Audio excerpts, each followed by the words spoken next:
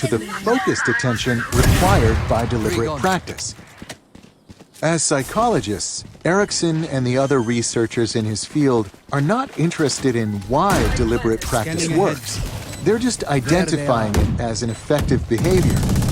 In the intervening decades since Erickson's first major papers on the topic, however, neuroscientists have been exploring the physical mechanisms that drive people's improvements on hard tasks.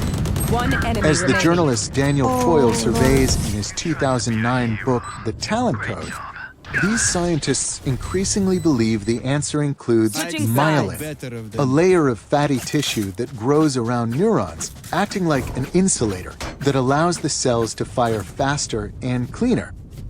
To understand the role of myelin in improvement, keep in mind that skills, be they intellectual or physical, eventually reduce down to brain circuits.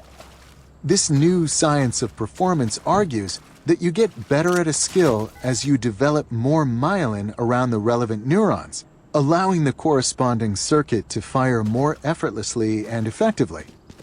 To be great at something is to be well myelinated. This understanding is important because it provides a neurological foundation for why deliberate practice works. By focusing intensely on a specific skill, you're forcing the specific relevant circuit to fire again and again in isolation. This repetitive use of a specific circuit triggers cells called oligodendrocytes to begin wrapping layers of myelin around the neurons in the circuits, effectively cementing the skill. The reason, therefore, why it's important to focus intensely on the task at hand while avoiding distraction is because this is the only way to isolate the relevant neural circuit enough to trigger useful myelination. By contrast, if you're trying to learn a complex new skill, say SQL database management, in a state of low concentration, perhaps you also have your Facebook feed open, you're firing too many circuits simultaneously and haphazardly to isolate the group of neurons you actually want to strengthen. In the century that has passed since Antonin Daumé Sartiange first wrote about using the mind like a lens to focus rays of attention, we have advanced from this elevated metaphor to a decidedly less poetic explanation, expressed in terms of oligodendrocyte cells. But this sequence of thinking about thinking points to an inescapable Put the smoke go down, Viper. Can't see a thing. Quickly, Put the smoke down. Intensely without distraction. Viper. To learn, in other words, is an act of deep work. If you're comfortable going deep, you'll be comfortable mastering the increasingly complex systems and skills needed to thrive in our economy. If you instead remain one of the many for whom depth is uncomfortable and distraction ubiquitous, you shouldn't expect these systems and skills to come easily to you. Deep work helps you produce at an elite level. Adam Grant produces at an elite level. When I met Grant in 2013, he was the youngest professor to be awarded tenure in the history of the Wharton School of Business at Penn. A year later, when I started writing this chapter and was just beginning to think about my own tenure process, the claim was updated. He's now the youngest full professor at Wharton.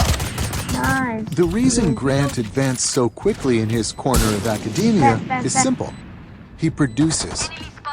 In 2012, Grant published 7 articles, all of them in major journals. This is an absurdly high rate. Where is he coming? No, guys. No. Alone What are you guys or in doing? small professional collaborations and do not have large teams of students and postdocs to support their research. In 2013, this count fell to 5.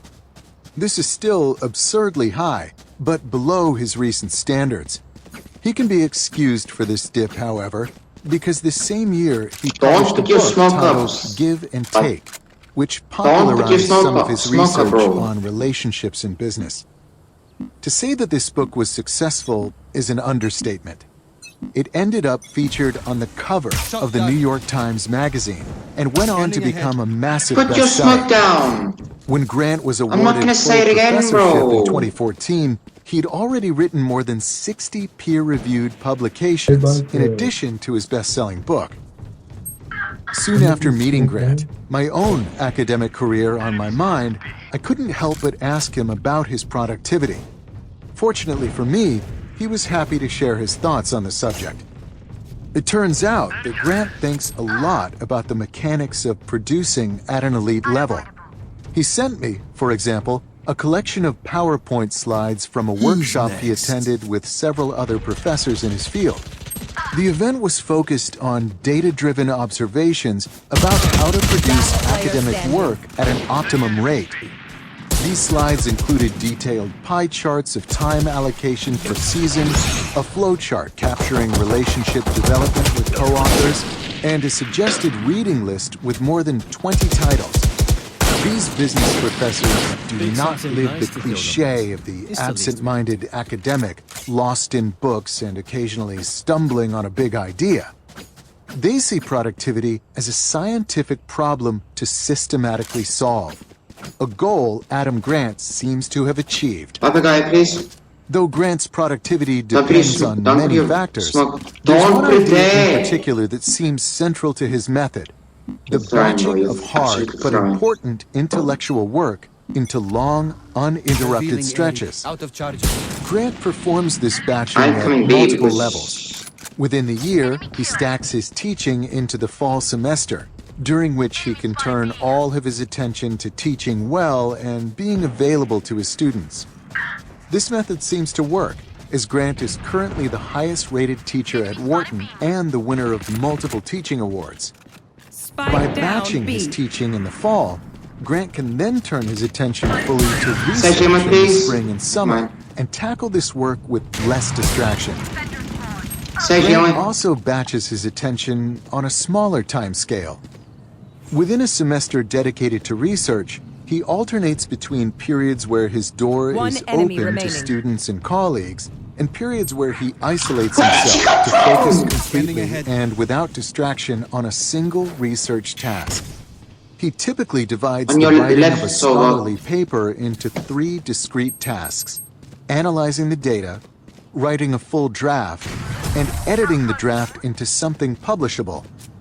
During these periods, which can last up to 3 or 4 days, he'll often put an out-of-office autoresponder on his email, so correspondents will know not to expect a response. It sometimes confuses my colleagues, he told me. They say, "You're not out of office. I see you in your office right now." But to Grant, it's important to enforce strict isolation until he completes the task at hand. My guess is that Adam Grant doesn't work substantially more hours than the average professor at an elite research institution. Generally speaking, this is a group prone to workaholism. But he still manages to produce more than just about anyone else in his field. I argue that his approach to batching helps explain this paradox. In particular, by consolidating his work into intense and uninterrupted pulses, he's leveraging the following law of productivity. High-quality work produced equals time spent times intensity of focus. If you believe this formula, then Grant's habits make sense. By maximizing his intensity when he works, he maximizes the results he produces per unit of time spent working. This is not the first time I've encountered this formulaic conception of productivity. It first came to my attention when I was researching my second book, How to Become a Straight A Student, many years earlier. During that research process, I interviewed around 50 ultra-high scoring college undergraduates from some of the country's most competitive schools.